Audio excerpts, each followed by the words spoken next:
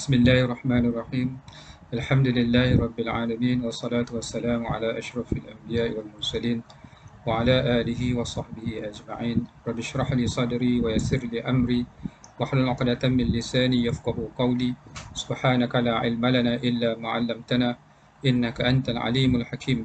Wa la hawla wa la quwwata illa billahil aliyyil 'azim. Amma ba'd. Wahayyikum bi tahiyyatil Islam. Assalamualaikum warahmatullahi wabarakatuh. Alhamdulillah, syukur kita kepada Allah Subhanahu Wa Taala, masih lagi kita diberi kesempatan untuk berkongsi ilmu. Semoga dengan ilmu tadi akan menjadi antivirus kepada fikiran-fikiran yang negatif yang cuba masuk ke kotak fikiran kita. Dan dengan ilmu tadi, dia akan menghalang fikiran-fikiran yang tidak baik.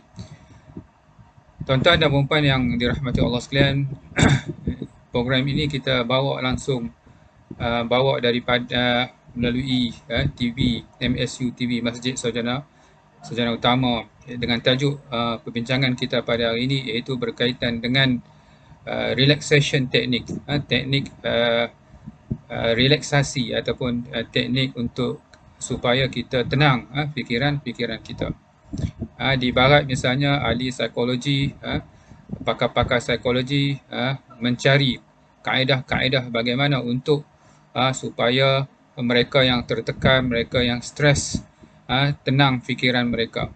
Tetapi kita dalam Islam, di samping idea-idea yang dicetuskan oleh akal fikiran manusia, dalam Islam telah meletakkan garis panduan, kaedah-kaedah ataupun cara-cara bagaimana untuk kita menenangkan fikiran kita bila mana kita tertekan, bila mana kita berada dalam masalah, bila mana kita diuji dengan musibah, yang kadang-kadang kita tidak nampak jalan keluar, buntu mencari jalan keluar. Maka Islam telah meletakkan kaedah-kaedah yang boleh kita guna pakai. Pada hari ini kita akan tengok 3 kaedah utama, insya-Allah kalau ada kesempatan untuk kita bincangkan. Yang pertama dalam Islam iaitu teknik relaxation dari segi teorinya, iaitu tawakal, tawakal. Fa iza azamta fatawakkal 'ala Allah. Bila kamu berazam, kamu berusaha, kamu merancang, maka hendaklah kamu bertawakal kepada Allah Subhanahu wa Taala. Apa makna tawakal? Kadang-kadang kita salah faham tentang konsep tawakal ini, iaitu semata-mata kita, setengah orang dia semata-mata berserah kepada Allah Subhanahu Wa Taala tanpa ikhtiar dan tanpa usaha. Itu salah maksudnya.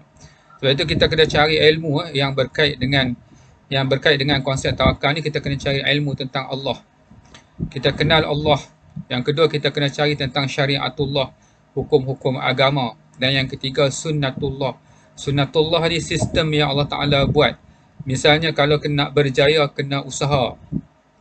Nak kaya, kita kena usaha. Nak pandai, kita kena belajar. Itu sunnatullah.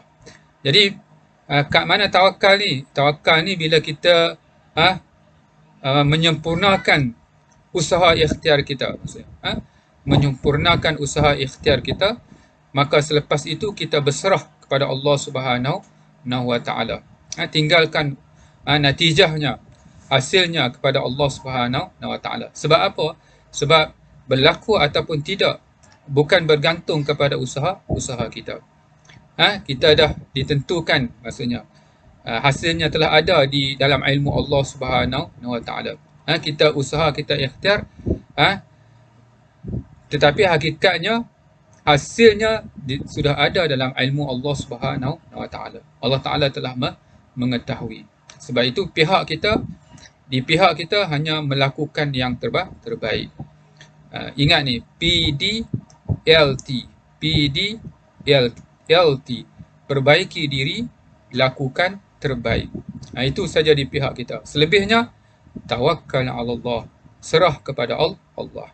Dan apa saja ketentuan Allah, sama ada menepati perancangan dan kehendak kita ataupun sebaliknya, semuanya itulah yang terbaik untuk diri kita. Apa yang kita sangka baik untuk diri kita, tetapi bagi Allah mungkin tidak baik untuk diri kita. Apa yang kita sangka buruk bagi diri kita, mungkin itulah yang terbaik bagi diri kita. Allah Ta'ala mengetahui, kita tidak mengetahui. Itu maksud ayat daripada surah Al-Quran. Maksudnya. Jadi bagi pihak kita, seorang hamba, just do your best. The rest, kita leave it to Allah Subhanahu Wa Ta'ala. Serahkan kepada Allah Subhanahu Wa Ta'ala. Kenapa kita tak tenang? Kenapa kita sakit kepala? Sebab kita mencampuri urusan Allah. What I want, I must get. Apa yang saya nak, saya mesti dapat. Kalau macam tu, kitalah jadi Tuhan. Kitalah jadi Tuhan. Hanya Tuhan saja yang kun fayakun. Tapi kalau kita nak macam tu, kita sakit kepala. Sebab kita bukan Tuhan. Kita insan lemah.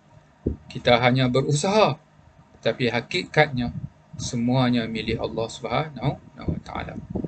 Berusaha, bertawakal. Tapi bila nak mula bertawakal, setiap langkah, setiap usaha ikhtiar kita, setiap proses, sertakan dengan tawakal. Maksudnya perancangan kita rancang dari segi teorinya, serah kepada Allah. Moga teori yang kita rancangkan ini yang terbaik. Kita laksanakan, serah kepada Allah. Natijahnya, semuanya kita bertawakal kepada Allah Subhanahu Wa Ta'ala. Ini yang pertama, kaedah yang pertama, supaya hati kita tenang. Yang kedua, iaitu kita ada konsep al-khawf wa raja, takut dan berharap. Kita buat yang terbaik, tapi kita masih takut apa yang kita lakukan yang terbaik itu masih banyak kekurangan. Dan kita meletakkan pengharapan supaya apa? Walaupun adanya kekurangan, tetapi dipandang oleh Allah setelah kita melakukan yang terbaik. Sebab tu Allah Ta'ala, dia melihat usaha kita, dia melihat kesungguhan kita. Itu saja yang kita persembahkan kepada Allah Subhanahu Wa Ta'ala. Bagi seimbang. Ulama kata, seperti mana burung dengan dua sayap. Terlebih takut pun tak boleh, terlebih harap pun tak boleh. Kurang takut pun tak boleh, kurang harap pun tak boleh. Terlebih takut macam mana? Saya nak usaha ni, saya nak buat ni. Takutlah. Nanti gagal lah, rugilah. Akhirnya tinggal kenangan saja. Terlebih takut. Terlebih berharap pun tak boleh juga. Tak ada apa-apa perancangan. Kita kena yakin. Kita kena yakin. Yakin apa? Perancangan pun tak ada. Di segi psikologinya tak ada. Di segi materialnya tak ada. Kita hanya bersandarkan kepada keyakinan saja maksudnya. Jadi kadang-kadang terlebih mengharap pun tidak boleh. Terkurang mengharap pun tidak boleh. Terlebih takut pun tidak boleh.